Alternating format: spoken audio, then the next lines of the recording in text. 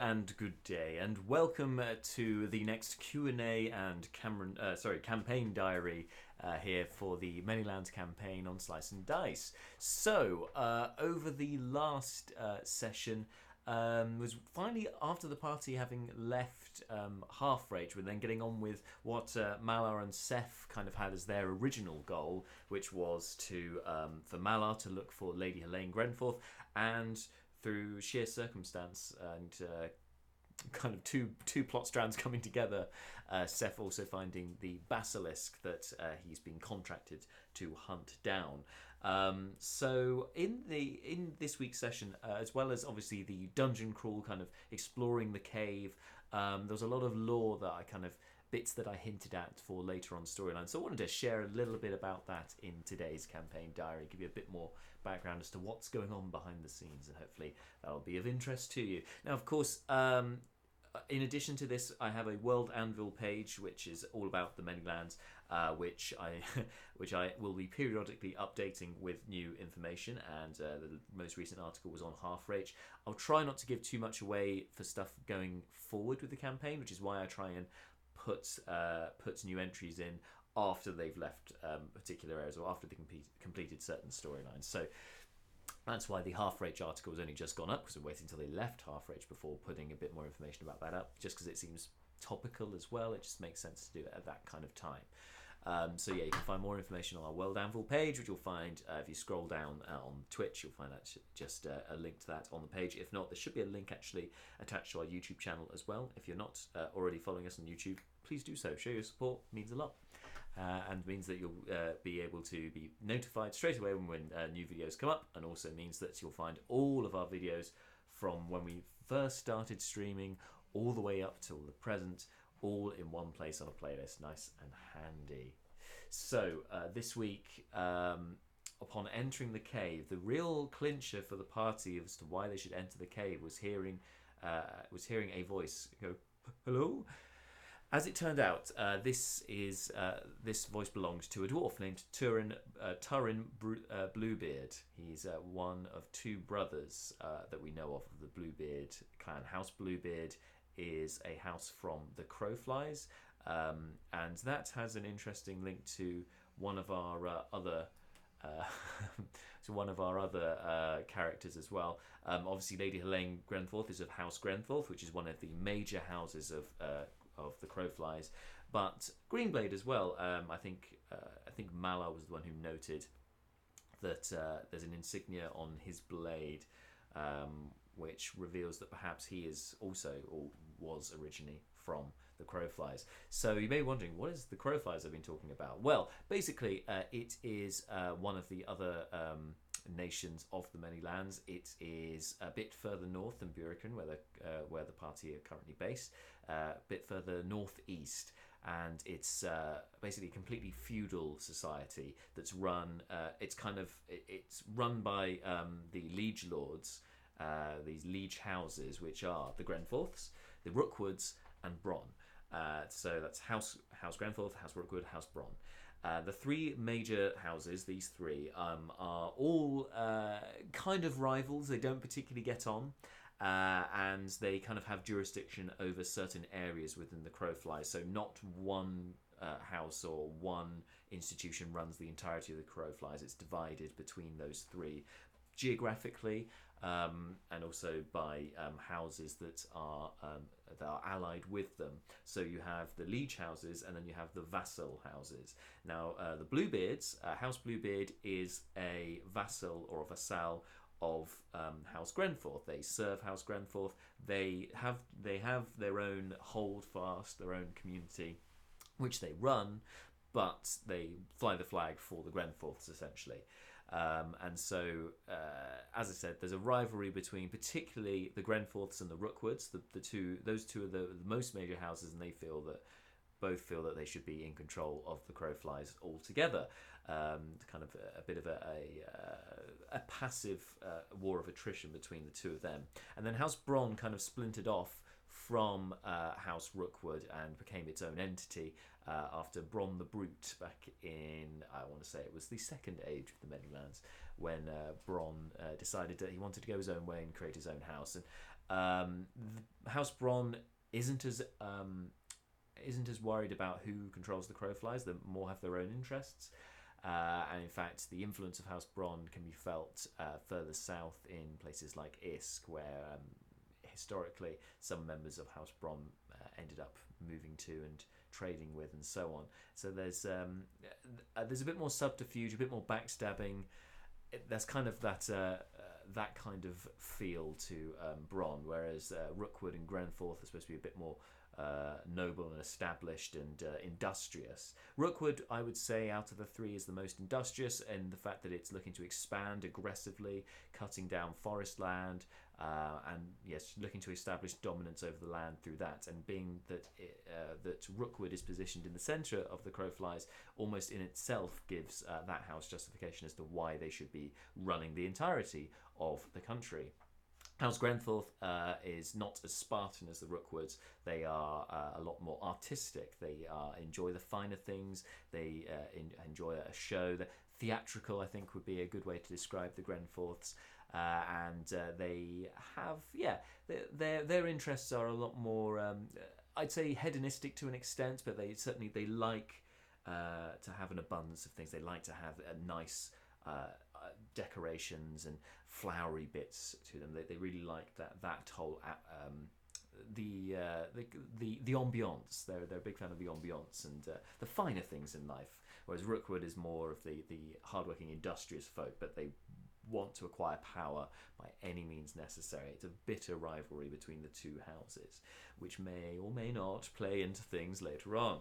So anyway, so yeah, a little bit of lore in that with those. That's why the Bluebeards were there, and that's why Turin and his brother, who is Tienin. I don't think the party know that yet. I can't remember, but Tienin and Turin, twin brothers of House Bluebeard, who were granted basically to become bodyguards for the Lady Helene Grenforth on her philanthropic trip around Buricrin during this kind of Cold War that's happening between the Buricrin Republic and the Dragonborn Kingdom of Rachir.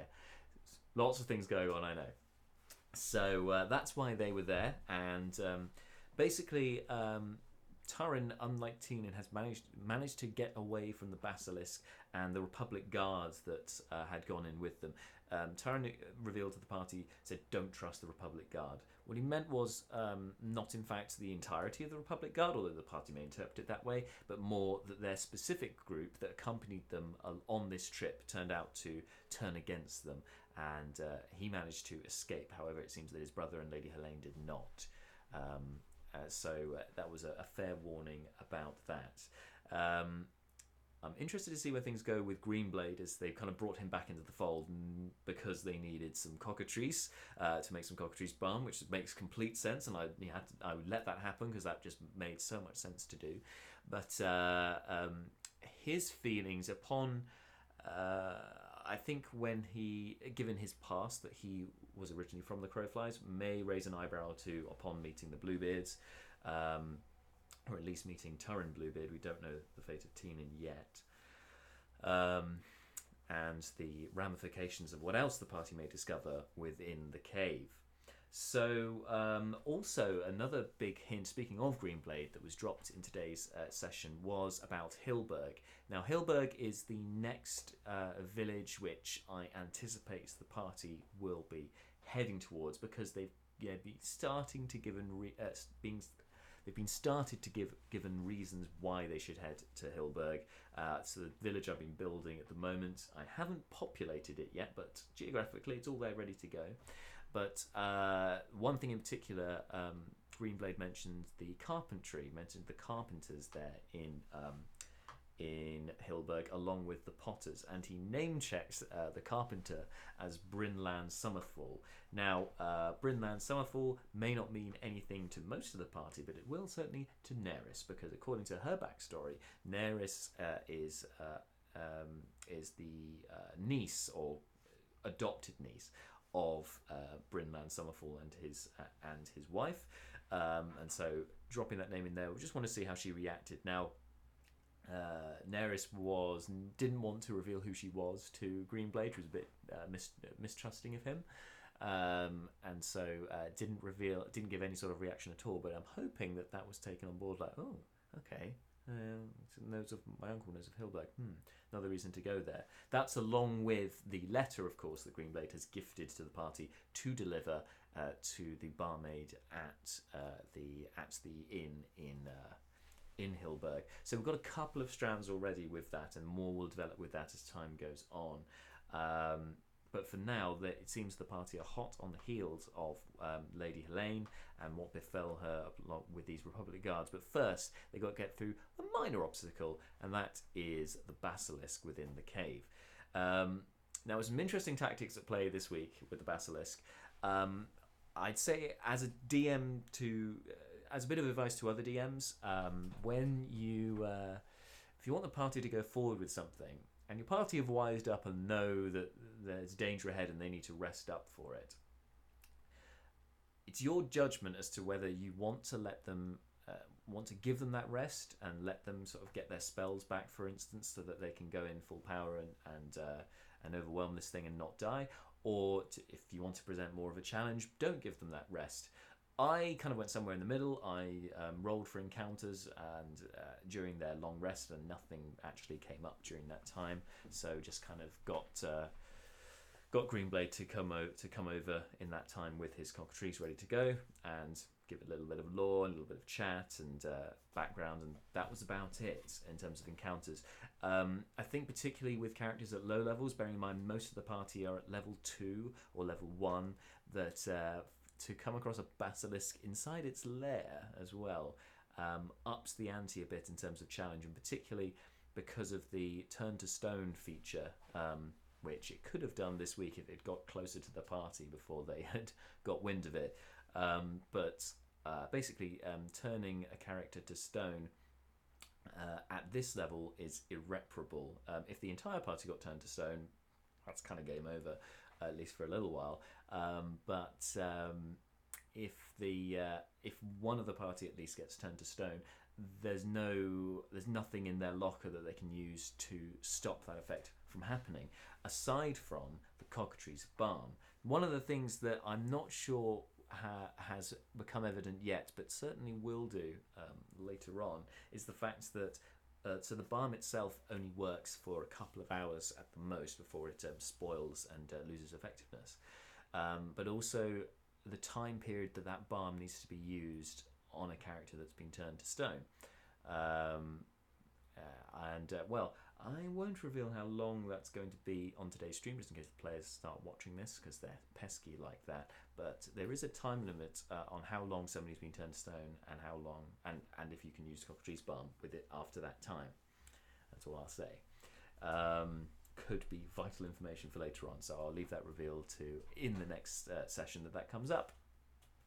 So from building the cave and putting all the features in, it's important to, even with just a simple cave like this that only has one major villain in there, major baddie in there, is to flesh it out with little alcoves, little extra rooms, bits of treasure and so on. And also just interesting things. It just kind of make this particular cave unique to any other cave that you may find in the many lands. And I think so far that has definitely proven true. So they've had so Seth encountered some bats, a swarm of bats. It hasn't gone back to where the bats came from, but there's some interesting stuff there if they do decide to go that way. There's quite a lot more in the cave actually that they haven't discovered yet. They've perhaps uncovered, I think, maybe possibly just under half of the amount of the rooms within the cave. I'm sure that'll come up next week, what else they found. But this week they did manage to find a treasure chest with a halfling skeleton, which was within a little kind of U-bend alcove, and with a very small entrance. And that was deliberate, because that way the halfling could have got hidden themselves within that hole. But the basilisk itself, as a large creature, isn't going to be able to squeeze through that small space easily. Or if in fact at all, and that's why the skeleton was in there completely preserved, because nobody else managed to get in there in that time. There was also the raw sort of gemstones that were sticking out of the rock wall, I thought it'd be especially tantalizing for Seth, James's character, the rogue, and of course it was. He has yet to try getting any of those gems out, particularly the diamond. I'd like to see him try. This could that's it's going to be very difficult to get those out without proper mining equipment, so that could be fun. And yeah, aside from that, and I think the party again liberally using the long rest this week. And to be fair, I think although I did roll for encounters, I was prepared to let that happen, just because I think even like as I said before, at this level, if they were to then fight the Basilisk unprepared and down on spells, it could end up being a massacre quite quickly. So I think a reprieve was permissible in this situation. Either way, I wasn't going to be totally biased. I was going to roll for random encounters. It just so happens that none occurred on this occasion. They might not be so lucky next time, however. So I think that was the main thrust of it this week. It was nice that they brought old characters back into the fold, because then you got some NPC to NPC interaction, which is definitely fun for me. It might not be as satisfying for the players, but I think I find it fun to do, but it also means that I can kind of drop some stuff into the conversation, little tidbits for them to pick up on, which is never a bad thing. So that was the main thrust of it this week. Next week, I should say, ahead of Monday's session, that this Monday session will be going live from 7 p.m, not 6 p.m. this week, and that's due to sort of changing my personal scheduling for that week. So 7 p.m. next week is as an exception to the normal rule. So join us for that. And then I think actually for the next couple of weeks, again, because of my own scheduling issues with I've got some other projects on the go, which unfortunately mean I can't be here to do Campaign Diary and Q&A next Friday, or in fact the Friday after. In fact, it's going to be a few weeks before the Campaign Diary comes back, but sure enough, when it does, it's going to be an extra bumper long Campaign Diary to talk over the next 2 sessions or 3 sessions. So there's going to be a lot to talk about then. Join me for that. As I said, next time you'll see me, Monday, 7 p.m. here on the channel, to find out the rest of what's going on in the cave, and of course, whether our party can overcome it and save the Lady Helene Grenforth, or are they too late? And who, of course, are these Republic Guard? Who have they been hired by? Why have they turned against the Grenforths? What's going on there? Lots of questions for the party, which hopefully some of which will be answered next week. That's Monday, 7 p.m. here on the channel. Join me for that, and of course our players as well. And until then, keep those suggestions coming in for Fake Dice. Hashtag Fake Dice. Really enjoying the suggestions so far. Still need a few more till we get to that magic 20, and then we'll be rolling that out live in the stream as well. That'd be really good fun when that comes up, but I will of course shout it from the rooftops before it happens. Anyway, yes, join me Monday 7 p.m. here on the channel. Until then, stay safe and thanks for watching.